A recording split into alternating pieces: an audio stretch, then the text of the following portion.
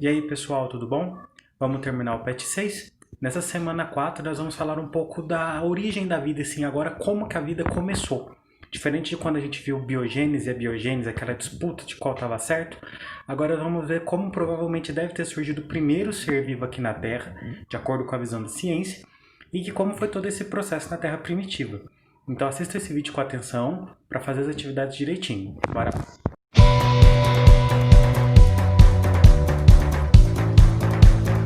A gente vai fechar um pouco desse assunto que a gente está vendo sobre evolução, sobre o desenvolvimento dos seres vivos na história da Terra,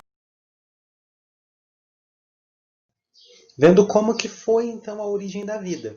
A gente viu lá na semana 2, quando vimos a biogênese e a abiogênese, como que eles achavam que os seres vivos vinham, mas depois de vir a decisão, um ser vivo sempre vem de outro. Aí nisso veio Darwin com a ideia da evolução, falando que os seres vivos sempre têm uma origem, um ancestral comum, a seleção natural que vai selecionando eles. Tudo isso permitiu eles entenderem o que estava acontecendo ali, no presente e no passado não tão remoto da vida. Mas ficou a dúvida, como provavelmente surgiu o primeiro ser vivo na Terra? Como que era esse início do planeta Terra? De uma visão que não pegasse histórias de criação vinculadas a alguma religião, alguma cultura de algum povo. Que a gente sabe que vários povos têm seus mitos de criação, suas histórias da criação, como na origem, por exemplo, nórdica lá dos antigos vikings, onde a partir de um gigante foi surgindo os seres humanos, parte da criação do mundo. A mitologia egípcia, que já traz o céu e a terra, as divindades envolvidas nisso. O criacionismo judaico-cristão, onde Deus criou o mundo aí nos 6 dias, os seres vivos, lá, o ser humano no sexto. Enfim, cada povo tem suas histórias da criação. E a ciência, os cientistas analisando evidências da Terra, que conclusão eles chegaram? Eles queriam tentar entender como que isso surgiu. Para chegar nesse contexto, então, de como teria surgido o primeiro ser vivo, a gente tem que entender como que era a Terra primitiva lá no início dela. Se a gente pensar que a Terra surgiu de nuvens de poeira cósmica, que foram se aglutinando, se juntando, rochas espaciais que foram formando a parte física do nosso planeta. E com o tempo vieram gases, a água, meteoros que caíam aqui, começaram a trazer essas outras substâncias para o nosso planeta. Nessa época, onde acredita-se que a vida surgiu há mais ou menos 2 bilhões e alguma coisa de anos, antes disso a Terra era impovoável, não tinha como ter ninguém ali. Muito quente, erupções vulcânicas muito frequentes, né, toda a parte ali do manto, tudo muito agitado. A atmosfera era muito diferente da atual, tinha pouquíssimo oxigênio, porque se considera que o oxigênio se espalhou mais pela atmosfera quando surgiram as plantas, os primeiros seres vivos que faziam fotossíntese, né? Nem eram as plantas, mas as algas. E além disso, não tinha camada de ozônio. Por causa disso, a radiação solar vinha para a Terra com muita intensidade, descargas elétricas, muitas tempestades. Então, tudo isso não dava para ter a vida como a gente conhece hoje no planeta. Mas, com o tempo, isso foi se modificando nos mares. Acredita-se que os primeiros seres vivos foram aparecer nos mares, que é o que diz a hipótese da origem da vida do Oparin e do Aldani. O Oparin era russo.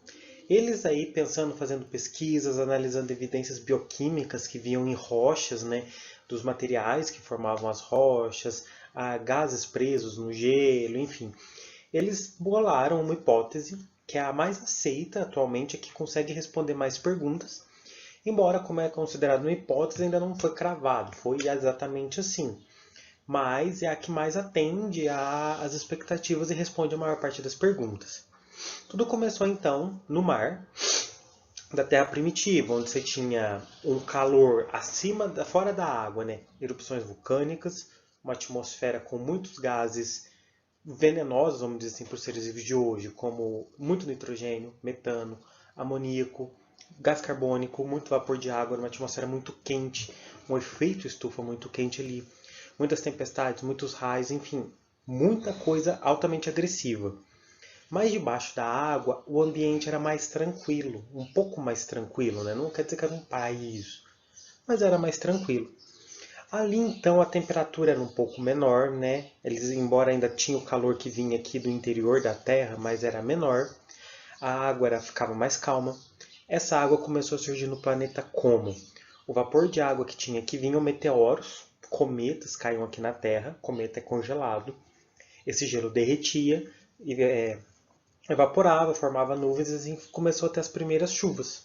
Com essas primeiras chuvas, as depressões do terreno, né, buracos aí no solo, foram enchendo de água e formaram os primeiros rios, lagos, mares, oceanos, enfim. Nesse local, os meteoros continuavam caindo, resíduos às vezes de erosão, de enxurrada, tudo ia caindo nessa água. E ali, misturado em todas as substâncias dissolvidas nessa água, a gente tinha moléculas orgânicas. Quando a gente fala de molécula orgânica, a gente está falando de molécula, substâncias que têm o elemento carbono ali no meio. Muito disso também entrava na água por meio de descarga elétrica, por causa de toda aquela agitação da atmosfera, choque, raios e pá. Tudo isso meio que quando esse ar e a eletricidade meio ali perto da água entrava na água e se dissolvia ali. Então essas substâncias orgânicas simples começaram a se ligar uma na outra, se misturando, tipo aquelas reações químicas que a gente estudou lá no PET 2. Então elas foram se misturando e formando moléculas orgânicas complexas, que a gente chama. São moléculas mais elaboradas, com mais elementos e com mais capacidade de ligação. Com o tempo, essas moléculas complexas elas começaram a se ligar e formar um sistema semi-isolado. O que é isso? É como se juntasse várias substâncias, uma coladinha na outra, formando uma estrutura maior. Onde você tinha uma membrana, tipo uma capinha que ficava de fora, que protegia várias substâncias que estavam dentro do meio externo. Muito semelhante à membrana plasmática que a gente tem hoje nas células. Então esse sistema ele tinha uma proteção externa que protegia das adversidades do meio, né, das variações de temperatura do meio. E lá dentro existiam substâncias que conseguiam, vamos dizer assim, se virar sozinhas. Principalmente quando surgiram as primeiras substâncias que a gente chama de ácidos nucleicos, que seria o ancestral do DNA e do RNA, que a gente também já estudou. Essas substâncias têm a capacidade de se replicar. A gente viu divisão celular, viu que o DNA consegue se duplicar, se dobrar de tamanho, a célula dividir. Então, quando surgiu esse sistema semi-isolado, que a gente chama de coacervado, acredita-se que esse é o ancestral da primeira célula, o ancestral do primeiro ser vivo. Embora ele ainda não é considerado um ser vivo. Por quê? Ele era, por exemplo, uma bolota de gordura, ele tinha principalmente uma camada de gordura em volta, e proteínas, alguns carboidratos lá dentro. Que nem aqui nesse desenho. Aqui em volta seria mais ou menos tipo um círculo, né, uma camada de gordura, principalmente gordura, que conseguia isolar ele do resto. E aqui dentro ele tinha outras substâncias, proteínas, mais lipídios, mais gorduras, alguns carboidratos e os ácidos nucleicos, um DNA ali. Com o tempo ele começou a evoluir, aquela questão da seleção natural que a gente estudou, ela já agia aqui.